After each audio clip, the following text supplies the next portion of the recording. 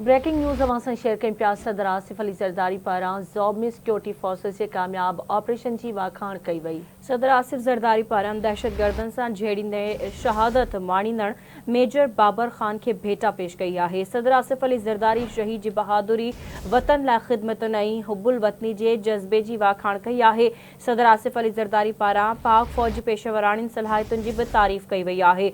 सदर आसिफ अली ज़रदारी मुल्क में दहशतगर्दी के मुकम्मल ख़ात्मे जो अज़म विरजायो है। आसिफ अली ज़रदारी शहीद के बुलंद दर्जात के लिए दुआ कई है। संदस शहीद के पोरन सां भी ताज़ियत कई है। अहम खबर अवां सां शेयर कर रहा आहियूं। सदर आसिफ ज़रदारी पारां ज़ोब में सिक्योरिटी फोर्सेस की कामयाब ऑपरेशन की वाखाण कई वई है।